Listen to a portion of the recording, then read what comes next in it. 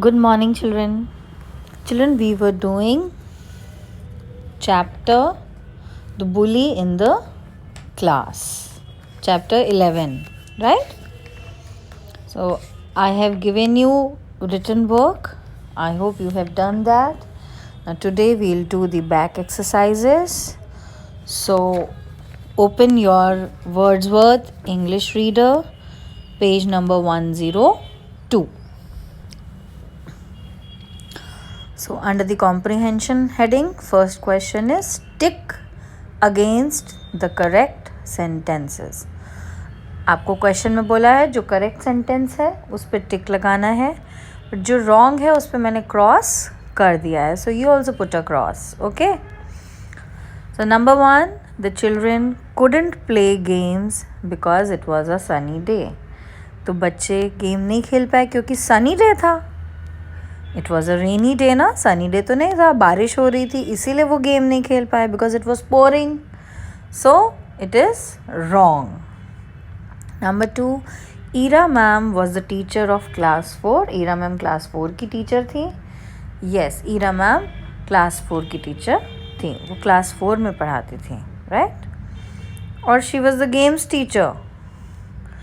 वो games teacher भी थी, बट वो जिस क्लास का ये पूरा रोल प्ले है वो कौन सी क्लास है? क्लास 4. सो गेम्स टीचर थी तो क्लास 4 की टीचर भी हुई ना. So true, put a tick. Number 3, Shifa followed the advice of her mother. शिफा ने अपनी मदर की बात मानी. Yes, put a tick. Number 4, Shifa took a slice of pizza to school. Shifa pizza लेके स्कूल गई थी. क्रॉस, क्योंकि शिफा क्या लेके स्कूल गई थी अपने टिफ़िन में? एक्स्ट्रा टिफ़िन में वो बर्गर लेके गई थी. So put a cross. Number 5, Shifa was bullied bye Harman. शिफा को बुली किया था हरमन ने. Yes, put a tick. Number 6, we all have the right to be safe. हमें सेफ रहने का राइट है हम सबको. Yes, again put a tick. Number 7, Shifa told her mother about the bullying on the advice of her friend Niti. उसकी friend नीति ने advice किया था, तब उसने अपनी मदर से शेयर की ना, जो उसको शिफा को जो हरमन ने बुली किया था वो problem. So yes, put a tick.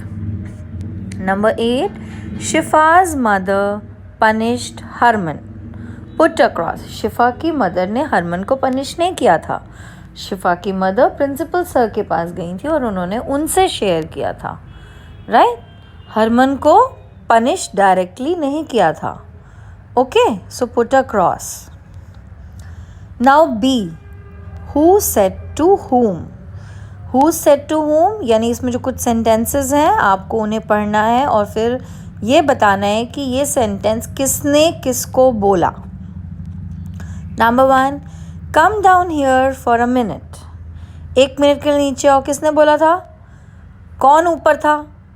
Jungle gym में खेल रहे थे Shifa climb the jungle gym and Harman ने उसको नीचे बुलाया था कि 1 मिनट के लिए नीचे आओ. तो Harman said to Shifa, come down here for a minute. Number 2, where have you been? I was worried about you. So ये किसने बोला था? जब शिफा की मदर आ गई थी स्कूल ऑफिस में और उनको शिफा नहीं दिखी. जब शिफा पहुंची तो उन्होंने बोला ना, कहाँ थी तुम? मैं परेशान हो रही थी तुम्हारे लिए. So Shifa's mother said to Shifa. Number 3, there is more harm than good in hiding things from your mother. किसने बोला था ये? शिफा ने जब अपनी प्रॉब्लम शेयर की थी कि हरमन ने उसको बुली किया है, तो नीति ने उसको बोला ना अपनी मदर से शेयर करो. और अगर हम बड़ों से कुछ छुपाते हैं तो हम नुकसान ज़्यादा होता है अच्छाई की जगह, राइट. सो नीति said to Shifa. Number 4, really that's very alarming. जब उसने अपनी प्रॉब्लम शिफा ने पूरी बात अपनी मम्मा को बताई तो उसकी मम्मा ने बोला ना, अरे ये तो बहुत अलार्मिंग बात है, ये तो ऐसे तो नहीं होना चाहिए कि मतलब अलार्मिंग मीन्स रिस्की, मतलब ये बहुत ही गलत चीज़ है, ऐसा कर रही है वो, तो बहुत गलत बात है, इस तरह तो नहीं करना चाहिए किसी बच्चे को, राइट। सो बहुत ही डराने वाली बात है। ओह अच्छा, एक बच्ची ऐसे बुली कर रही है, सो उसकी मम्मा वरीड हो गई थी because it was very terrible that a girl was bullying her daughter. So Shifa's mother said to Shifa is the answer. Okay, so बेटा ये जो दोनों एक्सरसाइजेज हमने की, कॉम्प्रिहेंशन की exercise A and exercise B, ये दोनों आप बुक में ही करोगे। ओके, जैसे मैंने लिखा है ना बुक में बच्चे, इस तरह आपको भी ये एक्सरसाइजेस बुक में ही करनी है। Do it in the book itself. Okay, C है आपका जो क्वेश्चन आंसर्स, ये आप ऑलरेडी नोटबुक में अपनी लास्ट क्लास में कर चुके हो। You have already done C in your notebook. Yes, so now turn to next page, language structure. अब हम लैंग्वेज स्ट्रक्चर की बात करते हैं। सबसे पहले क्या है, पीपल एंड प्रोफेशंस। सो लोगों के प्रोफेशन के बारे में है, तो अगर कुछ हिंट्स दी हुई हैं कि जो पर्सन ये करता है तो उसको हम उस क्या बोलते हैं, उसके प्रोफेशन को, right. So a person who acts in a play और अ मूवी, जो मूवी में या प्ले में एक्टिंग करते हैं उनको क्या बोलते हैं हम, actor. So in front of actor right number 1। Number 2, investigates crime, जो क्राइम का इन्वेस्टिगेशन करते हैं उनको क्या बोलते हैं हम, डिटेक्टिव। जो क्राइम हुआ उसकी इन्वेस्टिगेशन करते हैं, उसके बारे में पूरा जानते हैं, छानबीन करते हैं, सो उनको हम बोलते हैं detective. Okay, then a person who sells, so detective के आगे आपको बेटा नंबर 2 लिखना है। Okay, then number 3, a person who sells sweets and pastries, जो स्वीट्स और पेस्ट्रीज बेचते हैं उनको हम क्या बोलते हैं, confectioner. So in front of confectioner write number 3। A person who makes articles of wood, वो पर्सन जो लकड़ी का सामान बनाते हैं उनको हम क्या बोलते हैं, carpenter, carpenter. So in front of carpenter write number 4। Okay, then number 5, treats the sick और एलिंग, जो बीमार लोगों को का ट्रीटमेंट करते हैं। सो बीमार लोगों का ट्रीटमेंट कौन करता है, जब आप बीमार होते हो आप किसके पास जाते हो, doctor. So in front of doctor write number 5. Number 6, pleads a case in the court, जो कोर्ट में केस के बारे में पूरा प्लीडिंग करता है, मतलब केस के बारे में पूरा जानकारी देना, उसके बारे में बात करना, केस लड़ना। कौन लड़ता है केस कोर्ट में, कौन जाता है कोर्ट ब्लैक कलर के कोट्स पहन के, उनको बोलते हैं हम एडवोकेट। हिंदी में बोलते हैं वकील, इंग्लिश में बोलते हैं advocate. Okay, so in front of advocate write 6। Then number 7, designs buildings, buildings जो डिज़ाइन करते हैं उनको हम बोलते हैं आर्किटेक्ट। जैसे कोई भी बड़ी बिल्डिंग बनती है ना, पहले उसका डिज़ाइन बनता है, उसको हम डिज़ाइन को हिंदी में बोलते हैं नक्शा और इंग्लिश में बोलते हैं मैप। तो किसी भी बिल्डिंग का डिज़ाइन बनता है, मैप बनता है उस बिल्डिंग को कंस्ट्रक्ट करने से पहले। जब वो मैप अप्रूव हो जाता है, जब वो डिज़ाइन अप्रूव हो जाता है, तभी वो कंस्ट्रक्शन होता है। सो ये डिज़ाइन बिल्डिंग का कौन बनाता है, जो बनाता है उसको हम बोलते हैं architect. Okay, number 8, makes sculptures, जो स्कल्पचर्स बनाते हैं, यानी जो मिट्टी के पुतले होते हैं ना, जो मिट्टी के वो बनाते हैं स्कल्पचर्स, उनको बोलते हैं स्कल्प्टर। ओके, कार्विंग करते हैं, वो पूरा उसको शेप देते हैं, एक पत्थर को शेप देके एक फिगर बनाते हैं, right. So sculpture. Now formation of adverbs and adjectives, आपको एडवर्ब बनाना है और एडजेक्टिव्स बनाने हैं। सो जो फर्स्ट एक्सरसाइज है उसमें change the following adjectives into adverbs. तो हमें एडजेक्टिव को एडवर्ब बनाना है। जब एडजेक्टिव को एडवर्ब बनाना होता है, जब मैंने आपको एडवर्ब पढ़ाया था तो मैंने बताया था बेटा कि एडवर्ब बनाने के लिए यूजुअली हम क्या करते हैं, ly ऐड करते हैं। तो यहाँ पे क्लियरली मेंशन है कि आपको एडजेक्टिव्स को एडवर्ब बनाना है ly ऐड करके। सो हैप्पी एक एग्जाम्पल दिया हुआ है आपको। हैप्पी को क्या किया, हैप्पीली, उसमें y को रिमूव किया और y की जगह पे I आ गया और आगे आपने ly ऐड कर दिया, happily. So number 2 is quick, so you will add ly, quickly. Number 3 bright, brightly, simply ly add करना है। polite, politely, ओके इसमें भी सिंपल ly ऐड करना है। Number 5 sad, sadly, rude, rudely, slow, slowly, neat, neatly. बाकी जितने example, एक example था उसमें आपने y में y को चेंज किया, I लिखा, you replaced y with I and then added ly, और बाकी जितने वर्ड्स हैं उनमें सिंपली आपने ly ऐड करके एडवर्ब फॉर्म किया। Okay, now turn to next page. Change the following adverbs into adjectives. अब आपको एडवर्ब दिए हुए हैं, एडवर्ब को आपको एडजेक्टिव बनाना है। सो एडवर्ब से एडजेक्टिव बनाने के लिए आप ly रिमूव कर दोगे।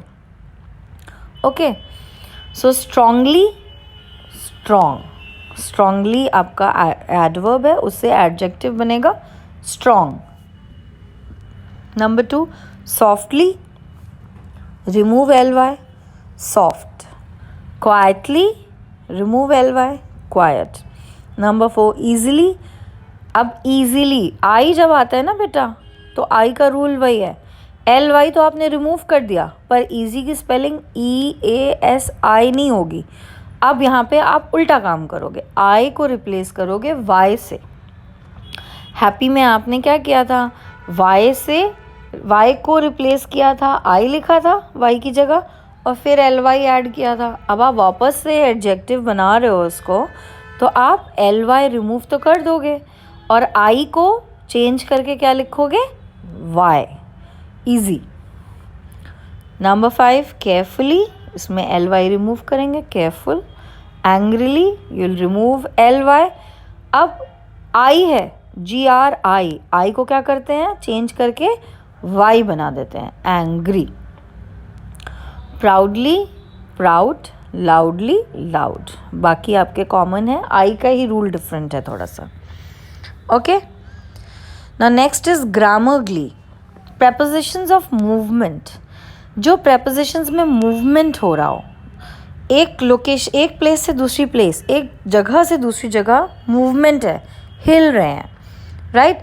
सी prepositions which show movement from one place to another place are called prepositions of movements. जो prepositions movement show करते हैं उनको हम prepositions of movements बोलते हैं।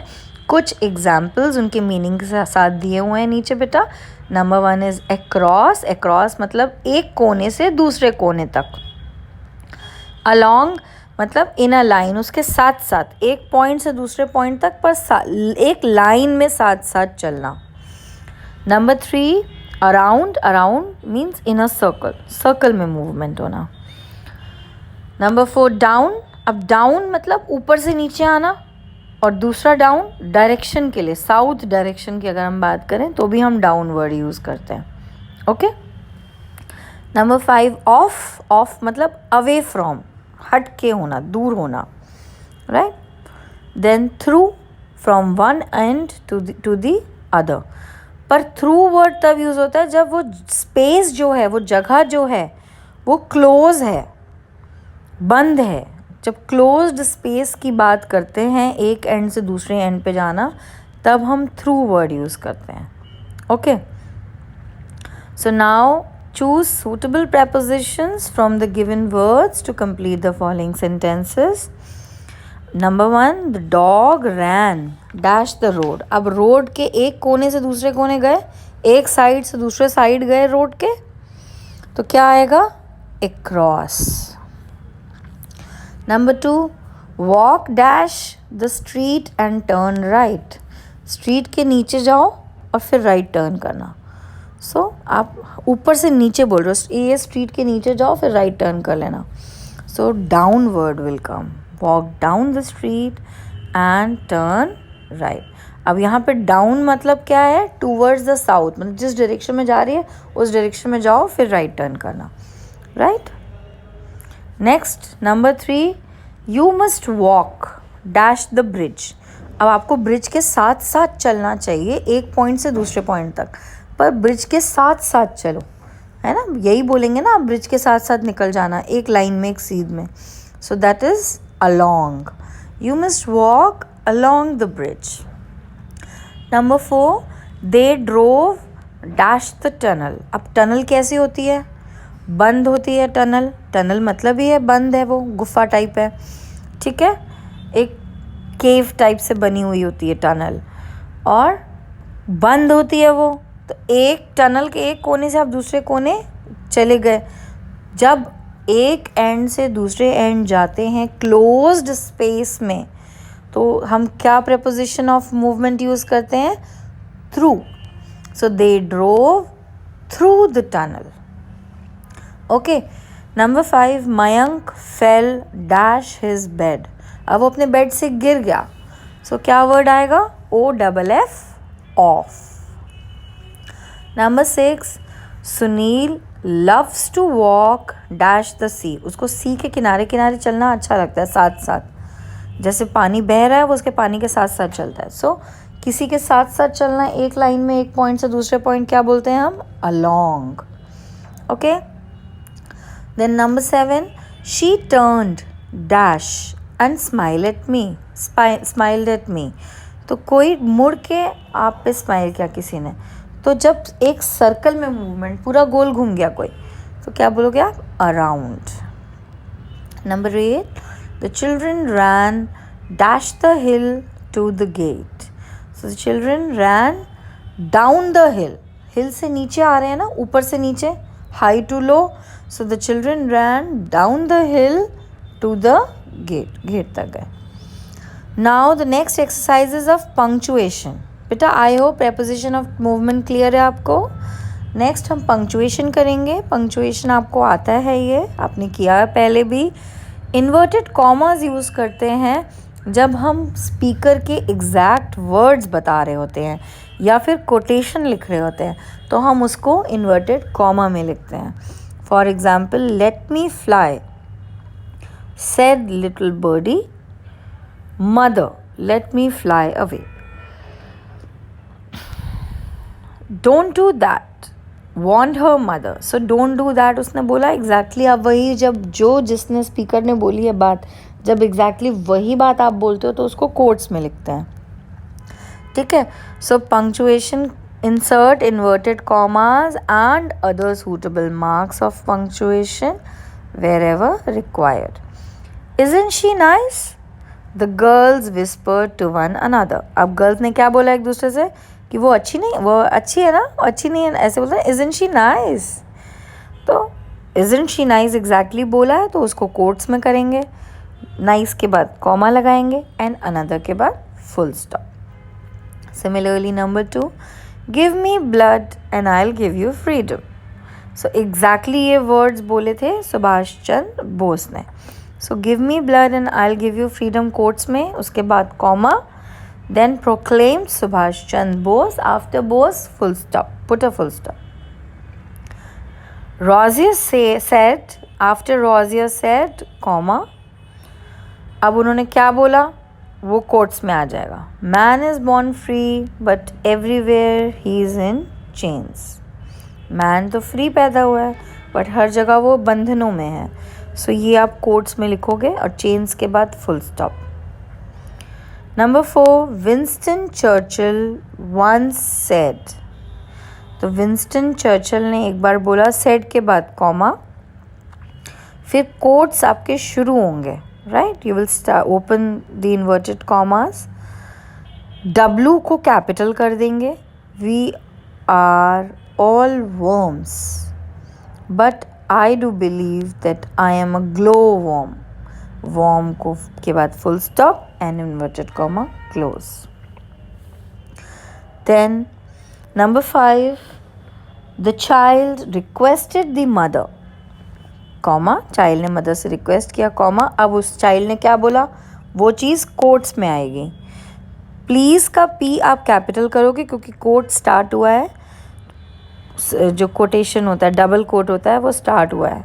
सो पी का P will be in capital. So please give me an ice cream, full stop and inverted comma close. Okay.